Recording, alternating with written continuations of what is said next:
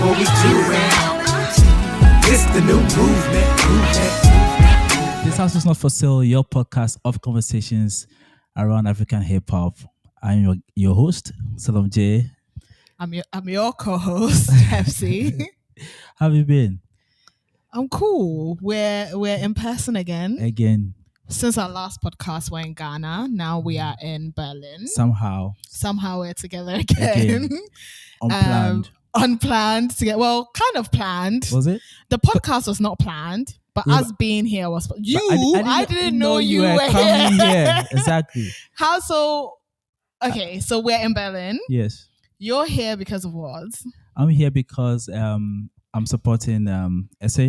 Mm-hmm. SA is also a partner with of your Youthins. She's also your wife. She's also my wife, and she has a residency here.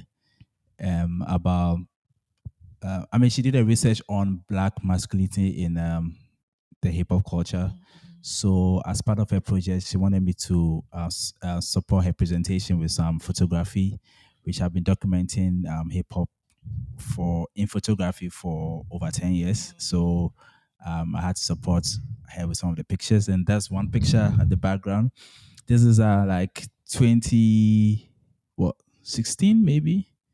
I'm not too sure. What was it for? No, so I happened to be in Lagos, and there was like a street jam. Okay.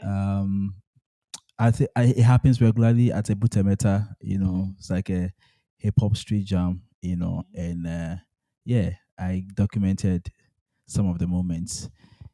So that's why I'm in Berlin. Why are you in Berlin? I'm in Berlin. So I knew SA was going to come do this fellowship for a while. I think even before she applied for the fellowship. And then she was in Berlin. One of my best friends also lives in Berlin. And so I was like, SA's here. Cecilia is here. Alfred is here. So I was preparing to come to Berlin. I was talking to SA. We planned it. We picked the dates. So that you can send me pictures. So that I can send you pictures. You guys are chilling in Berlin. Okay, that's right. And then all of a sudden, you call me and you're like, so I'm going to be in Berlin. I think you called me like the day before I flew or 2 days before I flew. Or you're going to be in Berlin. So we should record our podcast while we're there. Yes, exactly. And we haven't really been regular with the podcast since the last one, yes, which was in January. Yes. So okay, we're in person. We have to do the podcast. And so that's why we're here. Yeah. But why didn't you tell me you were coming to Berlin? Because I didn't know you were coming to Berlin. Okay. Gosh. And some friends we are.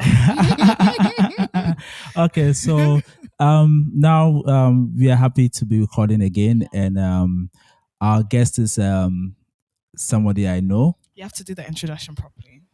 Really? Yeah, it's your friend. Yeah. Mm-hmm. So how bad was I doing? No, you were doing.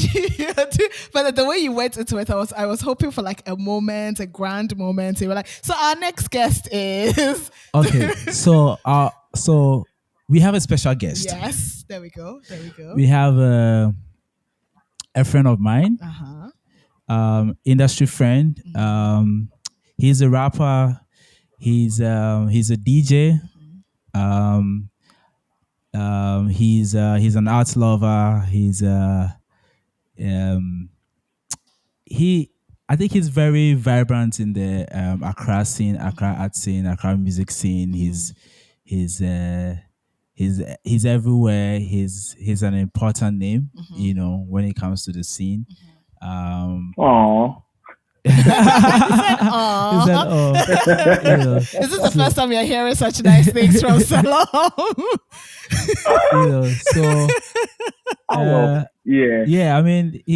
He's one of those people, you always have this person that's always there on the scene, whether he's participating or not, he's there to support, to participate. Anytime Youthins calls on him, he's ready. It doesn't matter where he is, he's ready. That's good. You need people like that. Yeah, so he's a true friend to Youthins, as a matter of fact. He's no other person than Temple. We call him Temple. And he's one member of the Pata camp.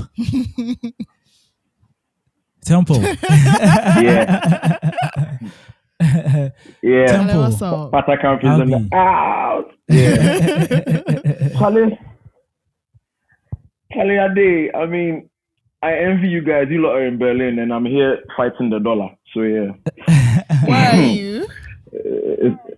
In Ghana, we You're are in fighting the Accra? dollar here now. So I'm in Accra. Chilling. Yeah, basically. But I'm how in are Accra. things at the But moment? I yeah, know I when I mean, was leaving, prices were just spiking up. I don't know what's happening now, anyways. Charlie, it's a shitstorm, to be honest. Like, we right now, you sit around waiting when there's going to be a change in price when it comes to fuel or whatever commodities that you're used to buying or whatever. So right now, we're just on. I don't know. I mean, it's like you're just waiting for the scale to tip, but more often than not, you hope it will tip downwards. But right now, it's all about tipping upwards. So in your head, you're like, oh, I hope it doesn't go too up this time. It's like you're not even hoping for it to come down because it won't. Yeah. So you're just waiting to. You know it's gonna go up. You're just hoping it goes up in a minimal way. Do you understand what I'm saying? So yeah. And the more it goes up, as DJs too, the more our price will go up. So I mean, Temple, Yeah. I must confess, I don't really know that much about you. Selom was like, we have to do this podcast with Temple, and I was like, okay. So I did a bit of Googling and get to know a little bit about you. But I want to start from the beginning. So if you tell us who you are, what your name is. I like to know people's actual names instead of stage names, and then how you got into the music scene. So if you can take us on a bit of a journey, that would be helpful. Okay. It will be a short one. So my name is Jason Nana Kwabena Ochre Eboa. The Nana Kwabena Ochre I don't use. Because my dad was Why like, not? Kali, there'll be too many names in your passport, so take it out.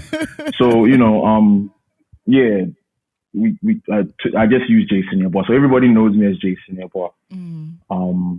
My name is Temple, but right now you can also call me Temple XTD, and I'll explain why later. I've been about this music business since I started writing back in 2003 in Adisado College. Oh, wow. Hip hop, obviously, I came up listening to hip life and hip hop. Hip life by way of my cousin who manages Wendy Shea, Bullet, and hip hop by way of my brother, my big brother, who many people know. He introduced me to all the Wu-Tangs and all the, whatever hip hop names that I'm used to, Nas, Jay-Z, all of that. It all came from them. So I grew up in a house which was musical. My dad was a fan of metal, soul, rock, reggae. Oh, wow. So, that's amazing. Yeah, music was really, my dad introduced me to Queen, all of that. So, basically I grew up in a house of music, I would say. Yeah, I started rapping super duper professionally in like 2011. That was, 2011. That was when, the Bra Kevins and the, Skillion's Next Generation were all up and budding. That's when I came into the game, in a way. But, they were the B-listers or A-listers at the time. I was like a D or C-lister. So basically, yeah. So since 2011, I took up the flag to, put the Pata Camp out there. The Pata Camp were a collective of rappers. And, more like, when R2Bs came out, there's R2Bs, the music, and then there's the squad. Yes, that's the format the Pata Camp actually was or has been in. I took up the flag to be its general. We had a battle rap wing, we had a populist music wing, we had a street wing, all of that. So yeah, and Selom is very familiar with the Pata Camp. I mean, he's seen us do our thing and all of that. So that's what it's been. And since 2011, I took this up professionally. I mean, 3 tapes later, I'm here. So yeah, basically. And now I've made my transition into being a DJ as well, and that's why you have the XTD. Now the XTD stands for extended. So Temple Extended, which means the DJing is an extension of my original art form, being a rapper. I like that. I mean, so I mean, if rappers and DJs, we're in the same ecosystem anyway. And if you look at the history of hip hop, there's always a connection between rappers and DJs anyway. Pushing, so yeah, exactly. I mean, even at the point when hip hop started out, at that point, like the DJ was the most important person in the game. Yes. Because he's the one who breaks the record. Yeah, exactly. The rapper was a side guy. You know what I mean? So I mean, but the DJ is the one who broke the records. DJ Kool Herc, all of them, man. So I guess if you know your history about hip hop, you know how important DJs actually are. And DJs we've evolved to something else. Right now, I say we're caregivers. I say we're health workers because every night out, people come out in this city frustrated, and you give them a great time. So you know, I'm really enjoying my stint as a DJ. I wouldn't even call it a stint because I don't think I'm gonna put those turntables down. I don't think so. So yeah, but I'm doing it too. I can't leave rap alone, and I can't leave the turntables alone. So. So basically that's Temple / Temple XTD in a nutshell. Right. So talking about the beginning, for me, I think I had heard Kaki and Vance. That was the first time I was hearing you on a project. Maybe hearing you rap at all. I mean, or being aware of somebody called Temple was Kaki and Vance. You know, but I think the first time I actually saw you was maybe Bar One. At Alliance Forces. So what happened was I think I have that photo. Maybe I'll show it on the podcast. You have that what? The photo of him. You have footage? On stage? Yeah, on stage. Bar One. Oh yeah, photo. Maybe add it to the pod. Okay. Yeah, I'll do that. You know, so I remember vividly I had taken photos of performers, like it was back-to-back openers, right? At the bar. You remember? Yeah, I remember. You're talking about Bar 1 and 2, right? No, it was just Bar 1. I'm talking about Bar 1. Yeah, Bar 1, yeah. You were on Bar 1. You performed at Alliance. Yes, so... Yeah, I was the opener, actually. I was the opener for Bar 1. Right, so... I had taken the photos and several other rappers, right? And then people kept saying, no, the guy that came, I don't know, let's assume the first guy that came. I was like, who is the first? So I went through my pictures and then I saw the photo. I said, okay, so this is the guy. So I mean, I was doing things back then, so it's also more like hunting for who is who, you know. And then finally I got to find out, his Temple. I was like, oh, that's Temple. You know, so that's the first time I was connecting. So you had heard him as a rapper before on the mixtape, but you didn't see his face, like you didn't know his face. And so you were connecting the face to the rapper since the performance. Okay. Yeah. So I think that's how I finally got in connection with you, and you know the journey since then. Yeah, Charlie. I mean, Bar 1 was actually like, it was a very great experience for me. I would say, and I at that time, I think I had released a couple of singles from the Khakis and Vans mixtape. It wasn't super out yet. I had released a couple. So, you know, it was more like a feeler for me on how the scene actually was. And it was an honor, you know, and Bar 1 is also a memorable time for me because that's when I started working with my manager that I'm still working with now, Emmanuel Groovy.Kunfa, you know. So, yeah, Bar 1 was actually the first time I actually went on stage, got styled, everything, you know. So, and I guess that is what also, I would say, started the kind of relationship that I have with EL. It was a very distant one. Like, it would shock people to know that I was always on the bar concert and whatnot, but I had never met EL in person. But we just knew each other from a distance. So Bar 1 is a very important time in my life in terms of a rapper, you know? So, I remember it vividly. I remember who was there for me, taping me, all of that, because it was very big for me. Like, you're on EL stage. Yeah. The first super stage I actually was on Sarkodie stage 2011 Rapaholic. I opened Okay. as well. Wow. So Wow. but a lot of people wouldn't remember. Yeah, that was my first super duper and that one I got that chance to do that through Bulldog. I know Bulldog is a very popular name. Yeah. Yeah. He managed Shatawale. Yeah, so I got that chance through Bulldog. Yeah, that was at the Dome at the time when the Dome was still functional. I was on stage with Verse Rico, and I didn't even have original songs then. I was just doing freestyles over beats and stuff. Wow. So And freestyles were still freestyles.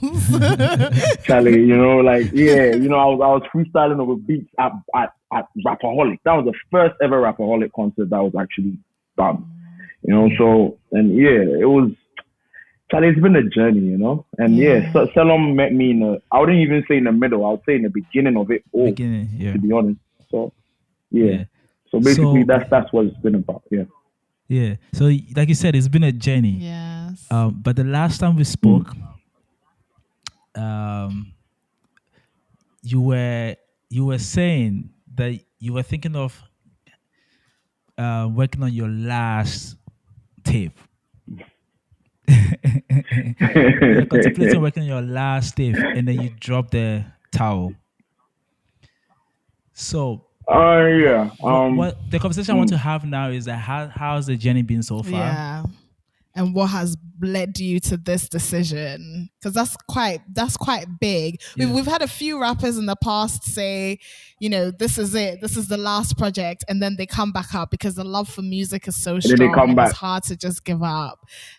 So what has brought you to this point where you're like, I'm done? And then, moving into DJing, because you said in the beginning, you think DJing, this is not a phase. This is something that you think you're going to do for a while. So why not the rap anymore, but the spinning now for you?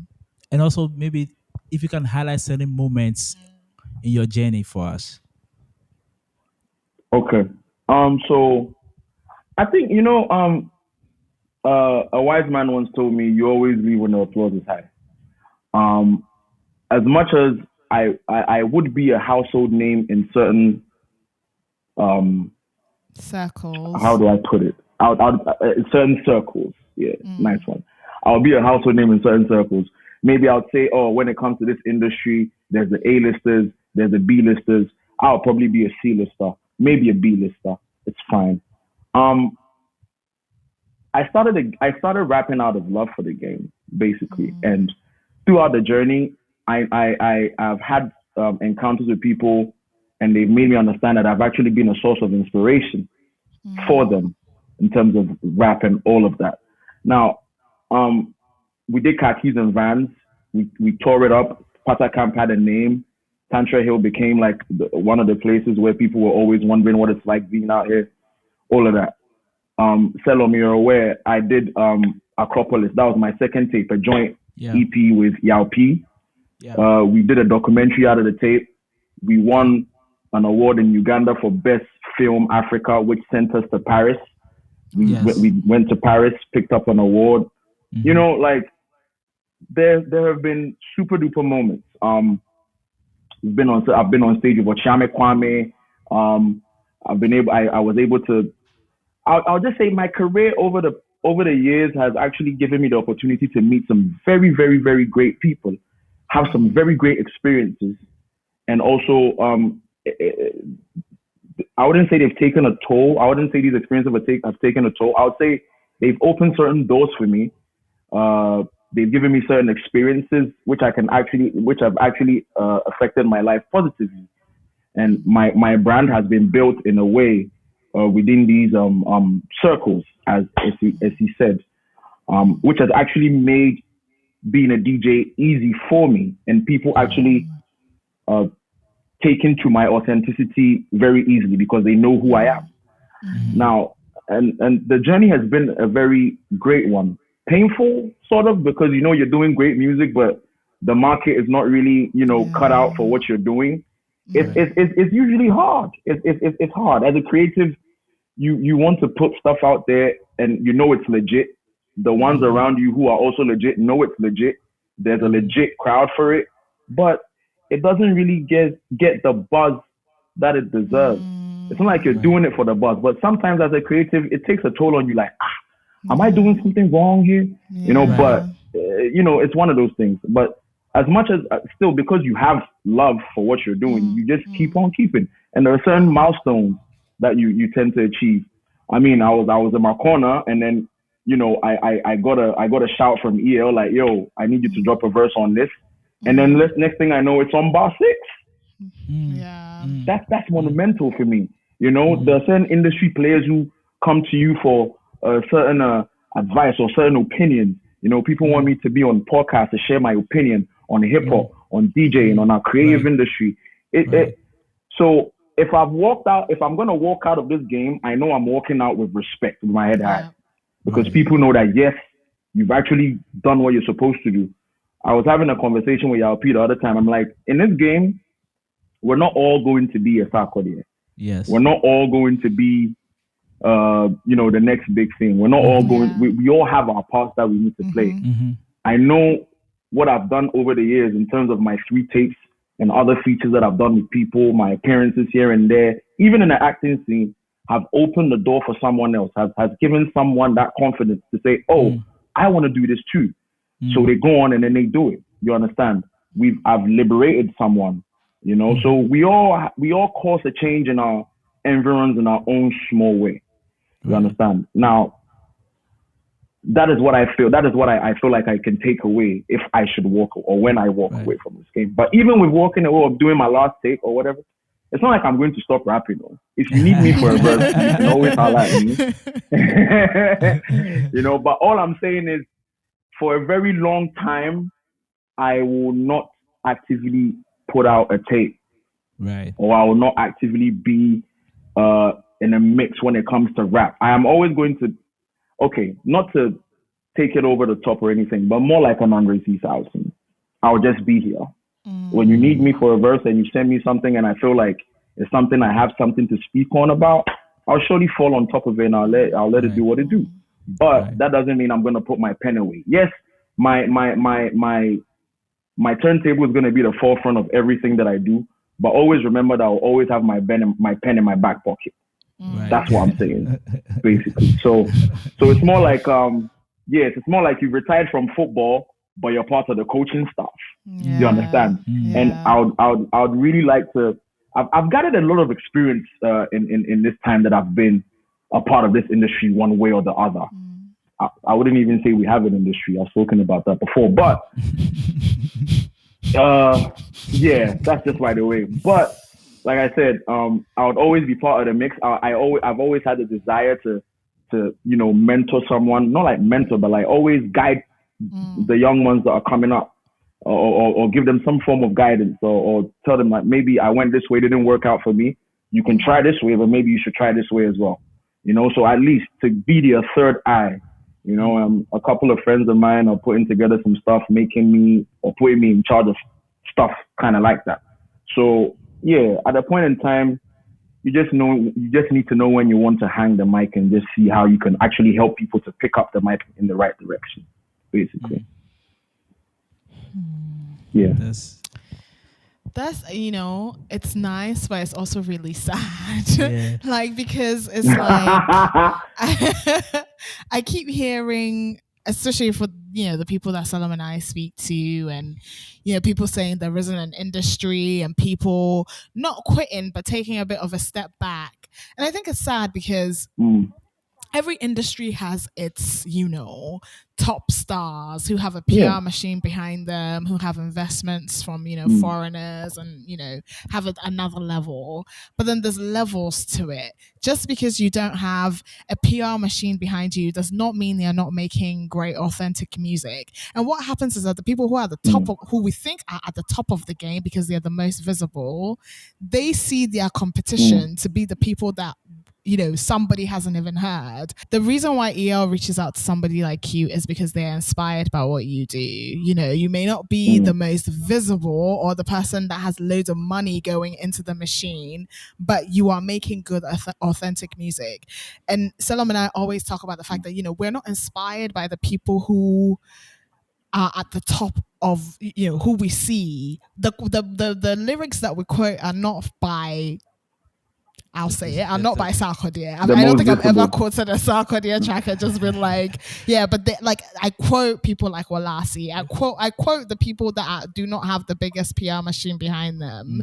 So I wish that people like you did not get to the point where they felt like they had to take a step, maybe not quit, but take a step back from music, because I feel like behind the scenes, you're making the people that we see work harder.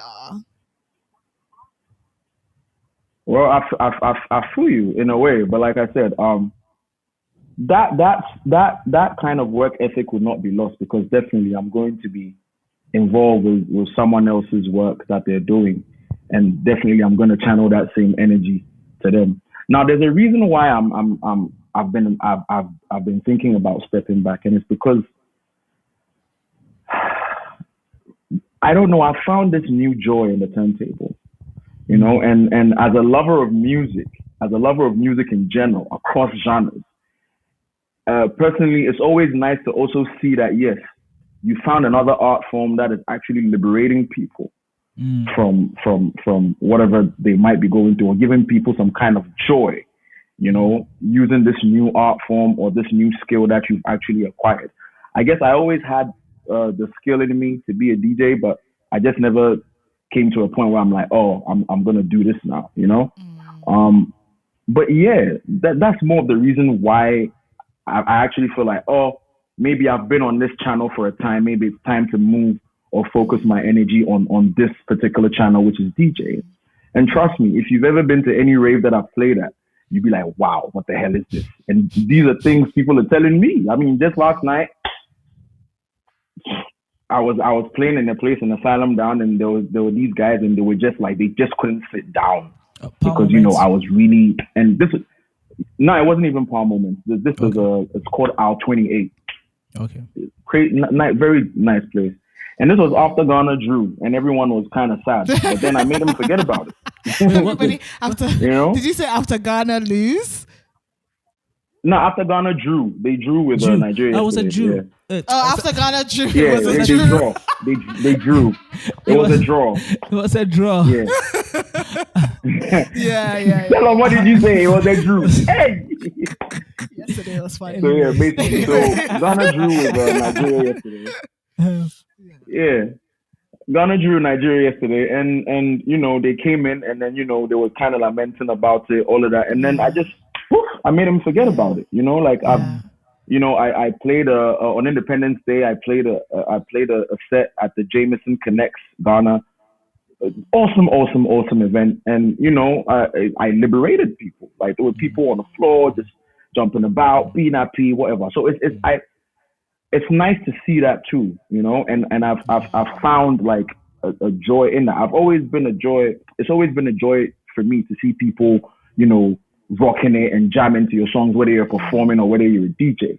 It's just that this time I feel like I found this new channel, and I really want to explore it. And I feel like exploring that new channel will not give me the leeway or too much space to attend to rap as I used to. Yeah. Do you understand? Because trust me, DJing is a whole different ball game as well, and it needs attention. You know, it needs practice, and your ears need to be sharp. And basically. But that's and which is why I'm saying I am not putting down my pen. No, I am not putting down my pen. I have not written a verse since I released We Are Who We Are on September 28th, 2020. The first time I wrote a verse after that, or the third verse I'd ever written since that time, was the one I wrote for EL's Bar 6 on the song with Young Pabi, Rowdy. You know, and this is a chance to say that, yes, EL is one of those guys who has always given us, those of us who are below the list, I wouldn't say below the list, but those of us who don't have much visibility, he has always given us some form of visibility through his tapes, through the bar concerts that he always does. And I wish a lot of artists out there would do that more as well. You know, you need to hold the hand of the people who don't have that much visibility. Yeah. You know, so yeah, basically, I'm very thankful for that opportunity that he's given me and other rappers as well. Right. So, do you want to say something? Yeah, I think it's good that at least, you know, his step back is still in the music scene. Like it may not be, as the rapper that he was, and he says he still rap, but at least he's still in music. And like you said before, DJs have a very rich history in this space, especially, where hip hop came from. The likes of DJ Envy, Funk Flex, DJ FN, all those people, like, now Khaled, they are the reason why we heard some of our favorite musicians. Right. So it's good that at least DJ K Slay, all of them, man. Yeah, it's DJ K Slay, exactly. So it's at least he's still in the scene. Yeah. So for me, this brings me to a conversation of how should I put it? I feel like the story of the young Ghanaian artists, hip hop artists, whatever artists, it's similar to the young Ghanaian cultural producer. So for us, like yo things like this. So also we are very passionate about hip hop, and it's exciting to find like young guys who are dope and also put them on the platform, and also seeing that our platform gives them that confidence that no, my music is great, and I need to keep on doing it, which is also, like you're saying, liberation. It gives them the courage to keep going. And also what we face as an organization is also what you face, which is finance to upskill. So at some point we be doing this all by ourselves. I mean, if you should see the podcast setup, what we go through to even record an episode, people will think that we have something. But and also all of the help that you have had or has been outside of the city that you started Yo-Yo Tunes in. Like it's either been in Paris or Germany, like outside of that space. You see, so we also go through the challenges. So we also at some point, I know Yo-Yo Tunes has been silent for a while because at some point our energy tools also drain because we need resources to keep going. So for us to, since we've been quiet for a while, another extended version of us is this podcast. To keep So it's I think it's a similar relationship, but I don't feel like artists understand that we are in the same boat. So in a sense that, so if you as an artist, if you realize that, the very platform that gave me that push, I'm not hearing for them. Like, I don't feel like there's any reach out to be like, I feel like this is us. This is for us. How do we come together and then build this thing? So I don't know if you have an opinion on that, or because I find it strange that there are some people that never perform if it's not a platform. Yeah, true. To be honest, So I can actually juxtapose this to me saying that I'm grateful for EL giving some artists that amount of visibility on his tapes and on his concepts. Because check this out, I discovered a couple of artists on a Yo-Yo Tunes platform back when you had a stage at Chalawati. Yeah, the Yo-Yo Tunes Shrine. Yeah, the Shrine. Yo, listen, that Shrine, Charlie, that Shrine, that's why it's a shrine. Do you understand what I'm saying? Yeah. Like, yo, the kind of vibrations I got in that Shrine.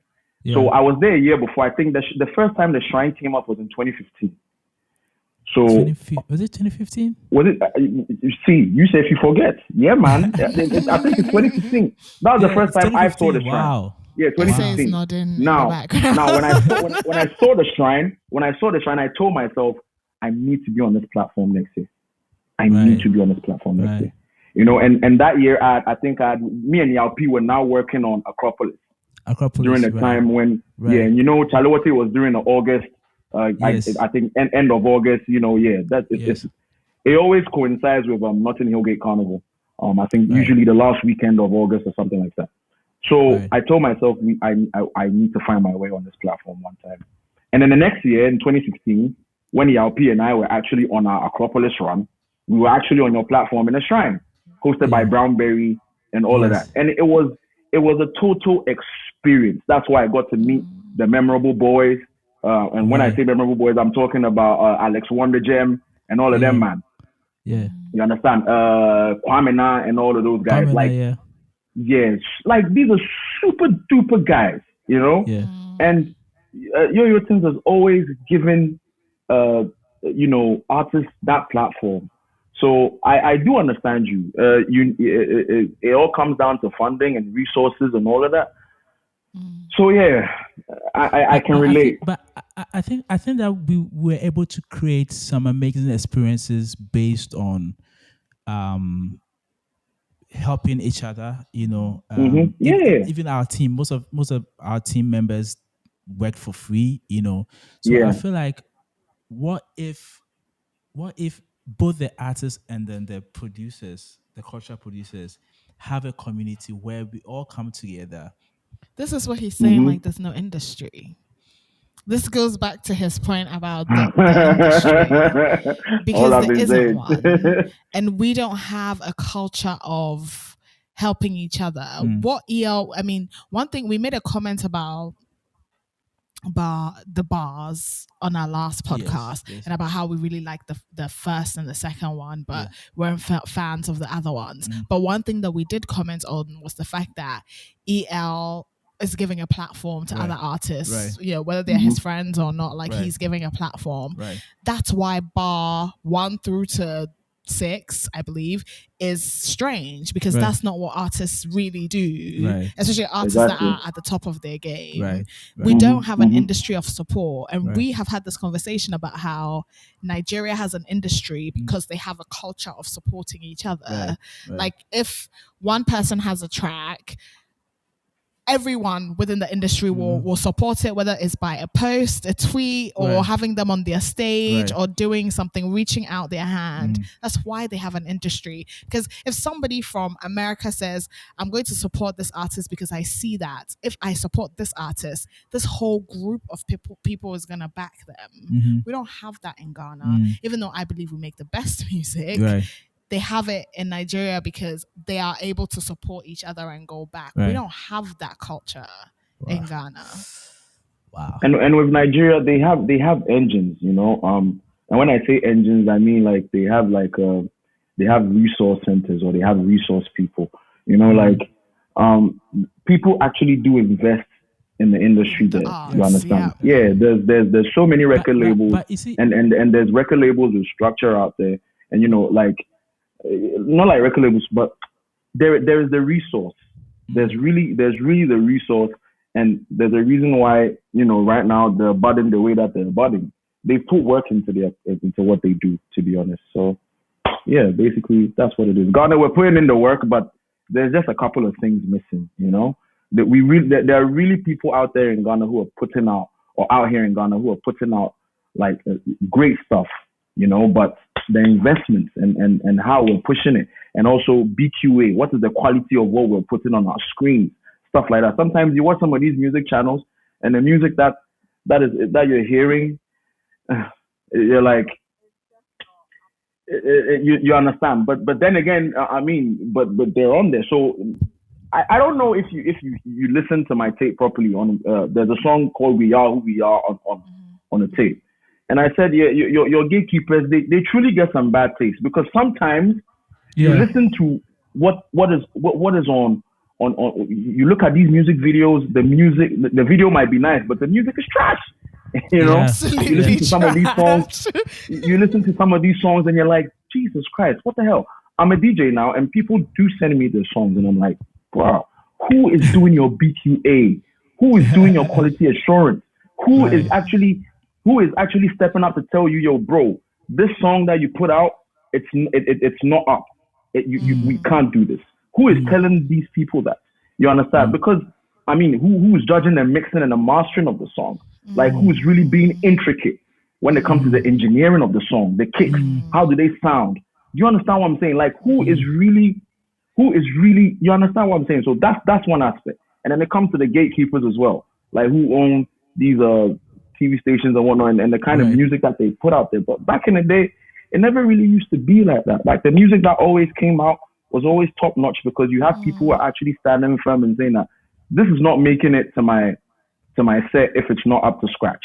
But right now, everything has been, watered down. So Yeah, at the end of the day, yeah. Yeah, right now there's this. Because trust me, most of these songs that are coming out of London, Nigeria, the Afrobeat songs, they're dope. Most of these hip hop songs that are coming out in Ghana too, dope songs from artists like Kojo, what's his name? Eclipse, Kojo Trick, Kojo Q. Like these Marin, Rhea Boss, all these people. Yeah. Like these songs are dope. But where are the gatekeepers to actually, put them on? Like to, you know what I mean? So when you're an artist like that, you tend to find another route, and maybe my route that I found is I think that the idea of or the knowledge, how do I put it? Something is missing. Like I've gone for TV interviews. I've taken artists for TV interviews, and most of the time, when you get to the TV station, it is now that the host is trying to find out the person's name. That's what I'm saying. To find out information, and it means that you know nothing about the person. So exactly. how can you have conversations? So it means that what's happening now is that people, I think that they gatekeeper. I mean, when we listen to the international podcast and stuff. This is my guy. Is it your actual guy or my Ebro. guy? Ebro, yeah. Hot nice. See the kind of conversations he has with these artists. Sorry? You see the kind of conversations he has with the artists who are Yes, but actually you on can the also see platform. that he doesn't only sit in the studio. Yeah. He goes out there. Yeah. Right? He goes out But there. we He are really listening do to his most research. of the gatekeepers or people on radio are just at the radio stations and things are coming to them. Yeah. So they are not exactly aware of the scene out there. So they don't know how to have conversations about the scene or how to even have, talk about people's projects. And I feel like that's what is missing. That's why anybody that brings in is because every day they're looking for, I think the producers are looking for, okay, who can we interview? Then they'll call you maybe sometimes a day before the show. Can you come for an interview? And then when you get there, not the DJs or the host is trying to find out your name, how many albums do you have, so it doesn't help. So I feel like I get you. The work ethics has been also lost. Yeah, I mean, and with the gatekeepers, I know there are also a couple of them out there who are actually looking out for, or actually have the eye in terms of what we're talking about. So maybe on some of these radio stations, maybe some one or two producers and a presenter might curate a show to actually cater for, music or artistry in our line. You understand, in terms of hip hop or whatever. But maybe, with radio stations are they're a money making machine, right? Yes. Because people actually are trying to advertise on certain shows. And I know this because I've been in the marketing and comms game for like 10 years. They're trying to, get people to read, they're trying to get people to book commercials and LPMs and stuff on certain shows at certain prices. So if your show isn't bringing in that much money, they tend to cut you off. So, sometimes it's also hard for some of these radio, I would say business owners or programs managers to actually maintain certain shows because your show is not bringing in so much money, but it's on air, and so sometimes they might even end up pushing you into some graveyard shit. I really understand that aspect of it, but also if you're going to call the person in anyways, I mean, it's like you've decided. So sometimes you need to stand by, whatever it is that you're actually doing. Yeah, so you've decided that I'm going to call this artist on my show, so at least do some research. That's another aspect. Exactly. Once you keep people in. I also think there's also a lack of understanding of growing an audience. Like, there are, and I find this because, I was in the TV space for a while before, and I've always had love for music. But before I joined Yo-Yo-Tons, we were trying to produce a TV show. And it's the most frustrating thing when you spend your own money to make the TV show, curate something that you think is really dope, and then the producers or the commissioners of the channel tell you that you have to pay for You have to pay, airtime yeah. in order to be Yeah. on the channel. I Right. live in the UK. I work in the TV industry. I know that in order to have a piece of content on my channel, we have to pay producers to either Right. make it or buy the content from them. Right. It's not From the them, responsibility of exactly. the producer to make it and then Mhm. pay for it to be on air. Yeah. Yeah. And then but because you may mhm. have a niche audience, they're like, they can't be bothered to build that audience with you. They just want a quick, instant, Right. like hit of Quick people. money, But exactly. Issa Rae didn't become Issa Rae, Right. you know, just from the start. She had to build that Yeah, audience, exactly. you know. So I Mhm. think people, it's like this popcorn industry of we just want that ready-made audience. Which Exactly. is weird because like Which is yeah. was it 2 days ago, I DJ'd here, you know, Mm. and most of the joints that I DJ'd that people were excited about were joints from like 2015, 2016. You know, and this is and it's like, is this Ghanaian hip hop? I was like, yeah, this is Yeah. you know, it's not it's It's been Ghanaian yeah, hip it's been, hop. you know. So that's how that's the kind of longevity we have with the kind of sound that we are creating, you know. Exactly. And so it's interesting to see how people are excited about it and they want to hear more. And back home, it's like we are refusing to allow. Mhm. I refuse to think that we don't know that we have dope music. We know we have it, but we are refusing to allow the music to flow. You know, So maybe just what because we of need to do some, is just to try as much as possible to grow these markets the way we're supposed to grow them. But it's hard, but I think it can be done. But like I said, most of the gatekeepers, they need to be switched, to be honest, because Charlie, like, Yeah. you know what? Sometimes I sit back and I look and I'm like, wow, these are actually the guys who are actually running things in terms of who is letting the door.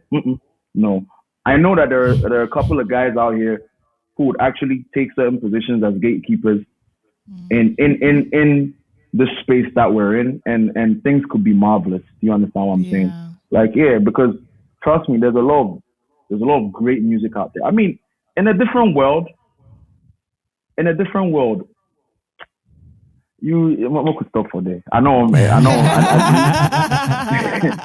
Names don't complicate things, but you know, I guess you and I both know that there are certain names that we know right now. They should be way above where they are right now. Yeah. You know what I mean? In a perfect world, in a different world, you know, those names should actually be somewhere. Do you know what I mean? But unfortunately, it's like that sometimes. It's just sad because I was fortunate enough to see what the scene was like in the times of Lord Kenya and Obrafo them. I was fortunate to see what the scene was like when Skepta and JME and Jammer and all of them man was coming up as well. Yes. You know what I mean? So in the beginnings I've had the best of both grime. worlds. Who would have thought? Yeah, exactly. Who would have thought that grime would grow so much and evolve into drill?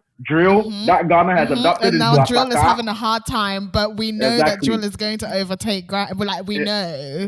So why are we playing? You know, and we've seen this. I mean, Kano and all of them, man. Come on. So it's like now Kano has a whole show on Netflix. Like that's mad to actually, me. you know what I mean? And it started from a place where even the government was lashing that genre and had to put laws in place to stop grime from being played in the public in clubs. Yeah, grime you can't be a DJ and play grime in a club. Are you mad? Yeah. How are you gonna play that? You can't because you know. Listen, but see where grime is now because they took their time. They study grew, study pushed. You know, Wiley, all of them, man. And right now, look at the UK scene right now. You know, they came through with Afro swing. And there's drill, and like I said, and grime birthed drill, and drill is Asaka in Ghana right now, and every artist that you know is actually on that right now. Most artists that you know. I heard Accra, like a drill being played in Accra. I was like, what's happening? Are you man chefing men out here in Accra? Like, what's going on? Honestly, like, it's hard, like, and it's dope. And check this out, my set that I actually played on Independence Day at the Jameson Connect, it was a drill set. A 1 hour drill set, back to back, both Ghanaian and UK drill, even French drill. Wow. Do you understand? So when you take your time to really grow something, no matter how painful it is, it actually will grow. But then you really need some people in the forefront who try to push it to all lengths that they can. And that's where I'm talking about the gatekeepers. Right now, my team is the gatekeepers up there. They need to fucking change. Honestly. Yeah. I hope I can cuss on a podcast, but yeah, I've already done Oh, it. you can. I think it's a reflection of what is going on in general in the country. Yeah. As much as we need to take out the gatekeepers, we also need to take out the leaders at the top. I think it's a reflection of everything that's happening. I was telling Salome yesterday, like when One Love released that track about us like killing all of the leaders. I remember when it first came out, we're all like, "Are you serious?" But now you look back and you're like, he was totally right. Like, let's not actually kill them, but they need to actually leave their positions. It's a metaphor, and the fish rots from the head. So if the people at the top are not doing the right thing, it's just it's frustrating. And I think everything that is happening in all aspects of this country, in all sectors of the country, in terms of leadership, it's just a mirror effect, it's a mirror effect. I mean, we are who we are the people, we are who we put up on those pedestals in terms of governance and all that. 100%. Exactly, 100%. I mean, if you have a certain type of mindset, what makes you feel like they wouldn't have that same mindset or even worse than what you have or better than, you understand? So we are who we elect, period. We are who we elect. So I'm not even surprised that there's blowback from all this stuff happening right now, but trust me, right now people are really suffering out here and it's affecting everything. So I mean, so to be a creative in Ghana, you actually, to be comfortable, you would actually need to, it's two things. You actually need to have a job, or there has to be like some generational wealth there somewhere before you're actually comfortable, because it's not easy. Selim knows I work, okay? I'm 9 to 5, and then there's what I do as well, but it's all for the love. We need to find ways, and I feel like, has it moved from where it was a couple years ago as compared to now? Yes, it has moved. It will get better provided we keep on pushing and keep on having conversations, which will in the end turn out some solutions that we can apply to some of these things, basically. Someone wants to wrap up, but before we do, I just wanted to ask one question: what with the DJing and that that scene that you want to go into, what are you hoping to create that maybe you weren't able to create as Temple? And what kind of scenes are you, and what kind of vibrations are you trying to put out there when you DJ a set? Well, it's funny because I actually started out as a house DJ, and house garage, all of that. So for information, London is home to him. I could tell from the accent. Okay. I could tell from the accent. I have 3 homes. Number 1, Ghana is 1, London is 2, and Nigeria is 3. So I really love it out there when I go to Nigeria. So I started out as a house DJ. So obviously, I have Ibiza and all these European locations in my head whenever I'm playing, right? Obviously, Afro beats is also a very dope genre. I love it. There are some dope songs in there, and so Afro beats is also one of the kind. But obviously that's populist music, and everybody wants to hear that. So there are certain venues, what you're supposed to play. There are certain venues I play something very alternative. Certain venues you play what you would call the populist. As a house person as well, we do know that Amapiano is a subgenre of Afro house. Yeah. So, and I'm into all house genres apart from acid house. I'm into all the genres. But just to answer your question, what I'm trying to do with Temple XTD is to give people a very rich experience across any genre at all that I know that I can play. Obviously, Selim would know that if I should play a hip hop set, it's going to be mad because that is what birthed me. So yes. So if I do play a hip hop set, I played a hip hop set at Palm Moments on New Year's Eve. I had a 40-year-old man crip walking. Because I sent him back. To when he was in high school, probably. I wouldn't say he was 40 years old. Maybe he would be between 35 and 40. But I sent him back. That's the kind of experience I want to create for people. Whenever you come to my set, when you come to my set, you're not just coming to listen to music. You're coming to see a performance. I don't even call myself a DJ. I still call myself a performing artist, because when I'm playing, it's different. It's different. We're mixing everything. If I'm playing a hip hop set, yes, you're guaranteed you're going to get an experience. Something you can speak about even a year later and say, oh, I heard this guy play at this place and it was a madness. He was bad with it. Yeah, that's the kind of experience.